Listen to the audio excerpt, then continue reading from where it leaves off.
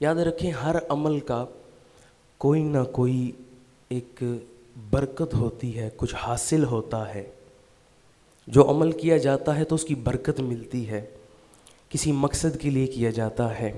مثال کے طور پر قرآن مجید میں اللہ تعالیٰ نے فرمایا تم پر روزے فرض کیے گئے اس لیے کہ تم متقی ہو جاؤ، لعلکم تتقون، تاکہ تم تقوی اختیار کر لو۔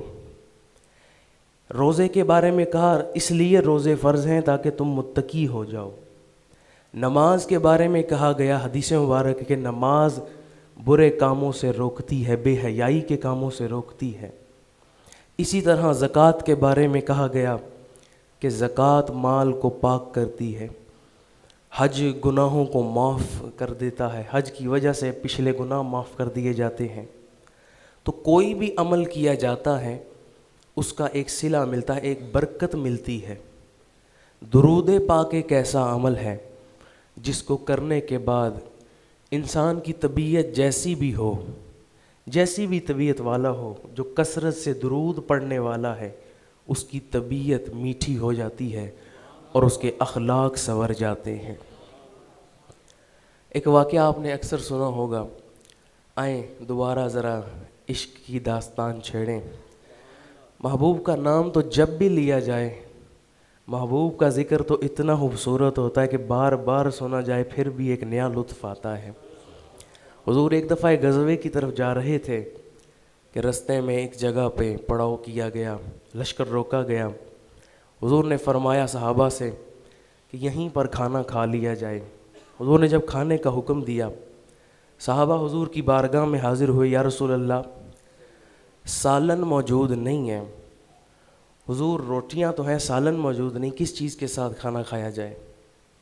ابھی یہ بات چیت چل رہی تھی کہ ایک شہد کی مکھی حضور کی بارگاہ میں آ گئی۔ شہد کی مکھی حضور کی بارگاہ میں آئی اور آواز آ رہی ہے، شہد کی مکھی بن بنا رہی ہے۔ صحابہ نے عرض کیا یا رسول اللہ یہ کیا کہہ رہی ہے؟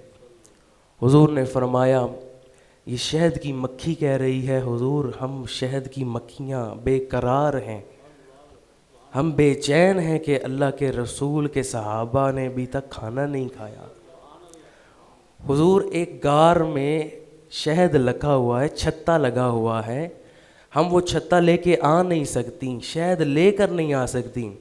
حضور کرم کریں کسی کو میرے ساتھ بھیجیں تاکہ وہ شہد لے کے آ جائے۔ حضور نے مولا علی کو فرمایا جاؤ علی اس شہد کی مکھی کے پیچھے جاؤ اور شہد لے آؤ۔ جناب مولا علی کرم اللہ وجہ الکریم گئے اور شہد لے آئے۔ شہد لایا گیا، کھانا کھایا گیا۔ اس کے بعد وہ شہد کی مکھی پھر آ گئی، وہ پھر آواز آ رہی ہے بن بنانے کی۔ صحابہ نے پوچھا یا رسول اللہ اب کیا کہہ رہی ہے؟ حضور نے فرمایا میں نے اس سے پوچھا کہ تو شہد کیسے بناتی ہے؟ وہ شہد کی مکھی کہنے لگی یا رسول اللہ ہم اڑتی ہیں، ہم پھولوں پہ جا کر بیٹھتی ہیں، پھولوں کا رس چوستی ہیں، شہد بن جاتا ہے۔ حضور نے فرمایا پھول تو کڑوے ہوتے ہیں، پھولوں کا رس تو کڑوا ہوتا ہے، لیکن تیرا شہد تو بڑا میٹھا ہے۔ اس مکھی نے کہا یا رسول اللہ جب ہم کڑوا رس چوس لیتی ہیں حضور ہم آپ پر درود بھیجتی ہیں، وہ کڑوا رس میٹھا ہو جاتا ہے۔ ایمان سے بتائیں اگر کڑوا رس میٹھا ہو سکتا ہے تو امتی حضور پر درود بھیجے، کیا اس کی طبیعت میٹھی نہیں ہو سکتی؟ اس کے اخلاق نہیں سنور سکتے؟